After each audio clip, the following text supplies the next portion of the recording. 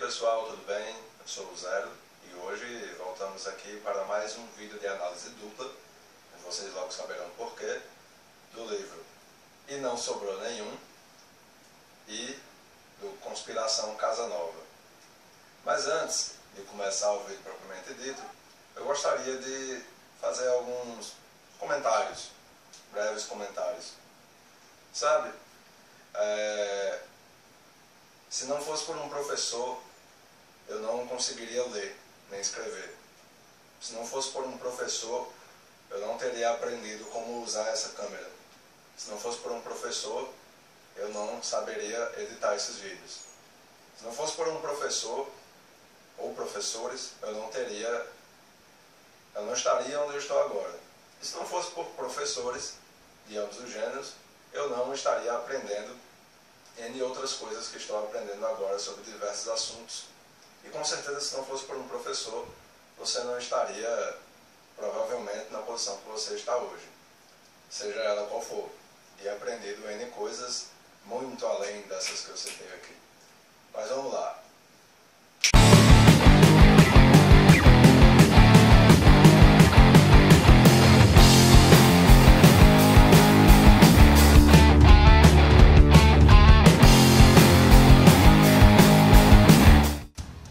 Pessoal, esses dois livros, o que eles têm em comum? Primeiro porque são de investigação, certo? Ambos. E nos dois casos, eu os li, digamos assim, livre de preconceitos. Eu me abstive de todos os meus conceitos, preconceitos e pré-julgamentos pelo seguinte motivo. Um deles envolve maçonaria, que é uma coisa que eu gosto muito, sendo que se eu fosse, digamos assim, muito aceder ao ponto, eu poderia me arrepender ou não, poderia superestimá-lo. E o outro de Agatha Christie, que é uma escritora muito famosa, escritora britânica, porque eu já li dois livros dela e não gostei de nenhum.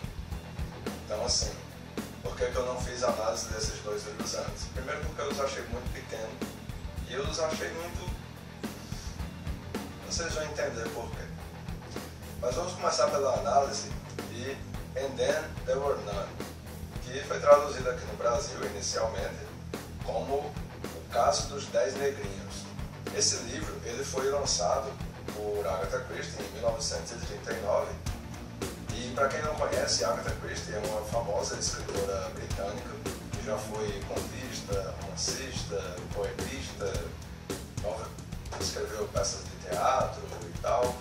Vários dos seus livros já foram adaptados para o cinema, até mesmo para versões de televisão. E ela é conhecida como a Dama do Crime, por causa das temáticas dos seus livros, que inclusive são muito famosos. E esse aqui não é diferente. Para minha surpresa, este livro foi um dos mais famosos que ela escreveu. Apesar do histórico dela, coisas que a levam à fama seja grande, esse aqui foi um dos que mais teve sucesso e também tem um caso por trás dele. Um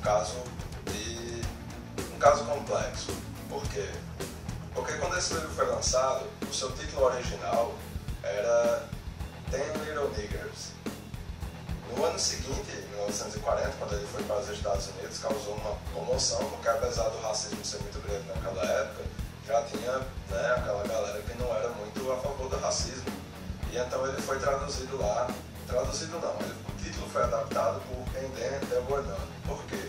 Porque Ten Little Niggers é o nome de um cântico que tinha lá pelas bandas da Inglaterra, que conta como se fosse a história de 10 niggers, 10 negrinhos, que vão sofrendo acidentes atrás de acidentes e tudo mais, um atrás do outro, e acabam todos morrendo no final. Lembram da musiquinha que a gente tem aqui dos 10 índiozinhos no bote e veio o jacaré, o índiozinho olhou para baixo, o bote quase virou? Pronto, é quase a mesma coisa. A diferença é que eram com 10 niggers. E por que isso é problemático? Porque nigger não é um termo comum para se utilizar para se referir a pessoas negras. Basicamente significa crioulo, significa escravo, é uma forma pejorativa de você se referir a uma pessoa de pele escura. É como se você tivesse... Eu acho que é muito pior do que você chegar para uma pessoa negra e chamar ela de macaco. eu acho, mas enfim, quem é sabe mais do que eu. E aqui no Brasil, inclusive, ele saiu com esse título, aliás, ele saiu com o título de O Caso dos 10 Negrinhos, e se você achar um livro de Agatha Christie com esse nome por aí, com a capa bem velha, não se engane não. É esse aqui, que no caso foi trazido novamente como E Não Sobrou Nenhum, que é o que está escrito aqui, sendo que ficaria mais correto se dito E Então Não Sobrou Nenhum, que é justamente a frase final, o verso final dessa musiquinha, que a altura desta edição aqui está traduzida como Ten Little Indians, os 10 índiozinhos. Mas por que isso é tão importante? Por que isso é tão relevante? Porque o livro, ele traz a história de 10 pessoas, 11 pessoas que são convidadas para irem a uma ilha chamada The Indian Island, que é uma ilha que tem a cabeça no formato de um índio. E todas essas 10 pessoas, assim, são de classes, assim, de média para cima, não tão média, assim, da sociedade britânica. E todos eles foram convidados por um tal de Mr. ou Mrs. Owen. Sem detalhe, eu li a versão em inglês, e, enfim, fiz esse desafio para mim. Infelizmente teve que usar dicionário muitas vezes, mas isso não atrapalhou, pelo contrário. E esse Mrs., essa senhorita, este senhor Owen, no final das contas se provou ser uma pessoa que nenhum dos 10 de fato conhecia. E em um determinado momento da história, quando o mordomo vai ligar o gramofone lá, um disco, para que eles possam ouvir música, ao invés de sair uma música, sai uma gravação do suposto Mr. Owen, do senhor Owen, que é o anfitrião deles, que até então ninguém viu, depois que eles chegaram lá de bar. E ele diz o nome todo de cada uma das pessoas que foram convidadas e diz um crime pelo qual eles são acusados, segundo este senhor Owen. E todos, obviamente, ficam chocados, ficam escandalizados, ficam querendo ir embora, mas não tem como ir embora, porque o barco que os levou para lá voltou para o continente, né? E não dá para simplesmente voltar nadando e eles não estão dispostos a isso. Assim, cada um dos 10 personagens, eles são muito bem caracterizados, eles têm a sua história e tudo mais, ela vai se revelando um pouco da história. E eu não estou contando um spoiler se eu disser que um deles morre. Eles vão para essa ilha, convidados por uma pessoa que nenhum dos 10 conhecem, mas que se apresentou a eles através de correspondências, como se fosse um velho conhecido, ou um amigo, ou uma amiga, no caso de Miss ou senhorita Owen. E eles chegam lá e são acusados. De repente, um deles morre. No decorrer da história, basicamente é uma espécie... Imagine o Big Brother, certo? Sendo que um Big Brother misturado com jogos mortais. É quase como um reality show, sendo que é a realidade que eles estão vivendo. E eles vão morrendo. No final das contas, fica a suspeita de que quem está matando quem ali, tá entendendo? E o que deixa a história mais grave, o suspeito, eles começam a suspeitar uns dos outros. E o que é que você pensa quando uma pessoa que você suspeita ser assassina, da pessoa que estava do seu lado, morre também? Bom, é basicamente em torno disso que gira a história. E assim, eu fiquei realmente impressionado com o início, com o meio, com o fim. O final é simplesmente assim absurdo. Lembra um negócio que eu fico dizendo aqui em quase todos os vídeos, que o final ele costuma ou valorar ou depreciar o livro como um todo? Pois é, o final desse aqui super valoriza, o final é fantástico, é muito bom, eu recomendo. Quem não quiser ler em inglês, quiser ver a versão em português, o nome do livro é E Não Sobrou Nenhum, ou O Caso dos 10 Negrinhos, se você quiser pegar uma versão mais antiga, caso tenha o verso escrito nessa versão antiga. Em todo caso, é um ótimo livro, eu recomendo. Se você gosta de investigação, gosta de suspense, gosta de mistério, gosta de ficar com a pulga atrás da orelha até o último minuto, recomendo. Esse é o livro para você. Eu fiquei assim muito surpreso. Eu não li nenhum dos... Eu não trouxe os outros livros porque, nada, primeiro que eu dei eles, eu tinha lido Um Corpo na Biblioteca, Expresso do Oriente. Fiquei sabendo que Expresso do Oriente é um livro famoso dela e, sinceramente, Corpo na Biblioteca eu achei neutro e Expresso do Oriente eu achei ruim. Mas ela tem muitos outros livros, como Cartas na Mesa, A Mansão Hollow, que eu já ouvi falar. E, enfim, um detalhe importante sobre o livro, e não sobrou nenhum, de Agatha Christie, que ele teve 2, 3 produções televisivas, 2 só para televisão, uma na década de 50 e outra na de 60, não me falha a memória, só para televisão, e uma para o cinema, no ano de 1945. E assim, você pega um livro desse, sério, mistério, suspense, morte e tudo mais, e transforma isso num filme de comédia. É terrível, para dizer no mínimo. Eu assisti o filme, achei decepcionante. Ele tem gratuito no YouTube, eu vou deixar o link aqui embaixo para vocês darem uma olhada, se quiserem, mas eu sinceramente não recomendo.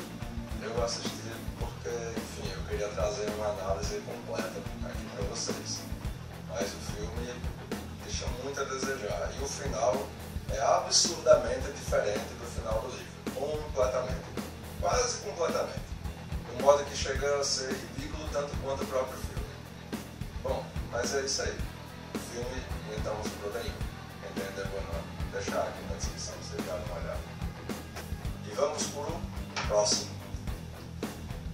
Conspiração Casa Nova, lançado no ano de 2006 com o título de Conjuration Casa Nova, escrito por Eric Giacometti e Jacques Ravenne. Se eu tiver falado errado, bem, eu não sei falar francês mesmo, os dois são franceses. E o que me chamou muita atenção nesse livro? Primeiro, eu já falei aqui que gosto dessas histórias envolvendo maçonaria, templários, ordens secretas e tudo mais. Não que a maçonaria seja secreta, mas tudo bem. E qual é o lance aqui? Primeiro que um dos escritores é maçom, se não me falha a memória. Eles já escreveram, depois é que eu vim descobrir que esse livro ele é o terceiro numa cronologia, mas não necessariamente numa trilogia, em que o protagonista é um comissário de polícia chamado Antoine de Marcas, comissário de polícia francês, que fica claro. E como é que a história se passa? Sim, o livro foi lançado em 2006, mas parece que ele foi lançado aqui no Brasil apenas em 2012. E fica aí essa capa. Onde é que a história se passa? Primeiramente, acontece um momento em que 5 casais são incinerados vivos na Sicília, fazendo parte de um culto de magia erótica. E ao mesmo tempo, esse dito Antoine de Marcas, ele está investigando um caso que está sendo suspeito de assassinato, em que uma pessoa muito grande da mídia estava com a sua amante e quando ela morreu misteriosamente do seu lado. Como ele tem certos probleminhas mentais, então ele acaba sendo suspeito imediato de ter matado ela, até porque ele estava ali do lado. E fica naquela briga de ter que encobrir o caso ou não, porque porque além de ele ser maçom também, ele é um bichão da alta sociedade e tudo mais, e Marcas é chamado para investigar isso. Em uma determinada altura da história, nós ficamos sabendo que no caso lá da Sicília, do incineramento dos casais, uma pessoa sobreviveu, que é a Anaís. E em um determinado momento da história, a Anaís e a Antoine se encontram, quando ela consegue sair da Sicília, depois ao custo de muito trabalho, e eles se encontram e acabam se envolvendo numa situação em que eles descobrem que tanto o caso lembrei agora, o cara ministro, desse que a amante do ministro morreu, e essa galera que foi incinerada na Sicília tem ligação. E eles começam a ir atrás de saber e tudo mais, e Marcas vai pedindo apoio da polícia, e a polícia corta apoio, ele pede apoio para os seus irmãos de loja, de outras lojas maçônicas, e começa a investigar a coisa pela polícia, pela maçonaria, mas mais por ele mesmo. E Anaís entra aí na história. E temos a figura, além desses dois, temos a figura do Dionísio, que seria o líder dessa seita que incinerou esses casais e que ela sobreviveu por alguma razão. E um tal de Casanova, que foi um famoso maçom também do passado e que escreveu suas memórias em um livro que foi leiloado por mais de 1 milhão de libras, não falha a memória, e que foi justamente comprado pelo tal do Dionísio, que alguns capítulos do livro são dedicados só à leitura de trechos desse livro.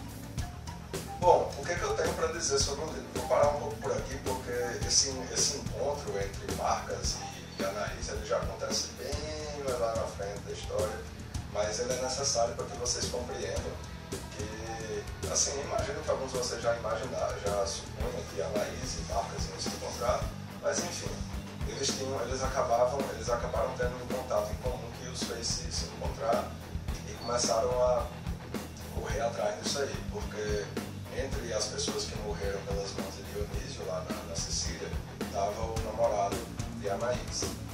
Enfim, esse livro me impressionou muito. Eu li pouco depois de ter lido O Inferno de Dan Brown e assim, ainda estava com aquela onda na cabeça do estilo de investigação de Dan Brown, daquelas histórias cheias de detalhes e acontecimentos e tal. E os dois são parecidos, sendo que esse aqui é muito mais complexo. E assim, a história, o cenário, o desenvolvimento, o número de elementos na história, ele é daqueles livros de investigação que vai adicionando elementos, coloca um mistério ali, e você fica chutando os mistérios, o que são as coisas, os que não são, quem é isso, quem não é, quem está envolvido com tal ou qual coisa. No final das contas, os elementos vão se juntando lá pro final, e assim, é realmente impressionante. Tanto que esse é um livro que eu precisei ler sem poder intercalar a leitura com outros, porque se eu ficasse muito tempo sem ler, eu me perdia, porque eram muitos elementos mesmo. Sobre os personagens, o que eu posso dizer? Antônio Marcas é um policial, digamos assim, quadrado, é o que algumas pessoas iriam chamar de coxinha, mas não sei, acho que não. Ele é bem assim, enquadrado nas coisas, muito correto e tudo mais. A Anaís é o extremo oposto dele, é justamente aquela libertina, libertária, quer viver a vida dela e pá, e tudo mais. E Dionísio é o foco, digamos assim, é o marco, ele é o axioma, ele é aquele personagem que, onde ao redor de quem as coisas vão se desenrolando também, porque vários personagens estão ligados a ele. E também o final, a forma como a coisa acontece no final, deixa um pouco a desejar, mas também é, nossa. O final desse livro aqui impressionou bastante, muito mesmo.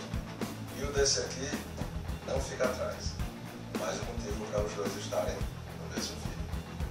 Conspiração Casanova, ou Conjuration Casanova, caso vocês procurem em inglês, ou até mesmo em francês mesmo, já que é a nacionalidade dos escritores desse livro. Fica a dica aí, é um livro excepcional. Eu li assim, e sinceramente não foi meramente pelo o lance da maçonaria, só somou no resultado final, na minha avaliação final. Inclusive ele tem um glossário aqui no final, em que ele fala alguns termos, ele explica o que são alguns termos que são utilizados aqui no livro de modo geral. Orador, oficiais, ocidente, oriente, polaco, rigor, são coisas que assim, estou falando uns termos aqui que você com certeza entende o que é no senso comum, mas que na maçonaria tem um outro significado. Você maçom que está vendo esse vídeo, não se preocupe, não.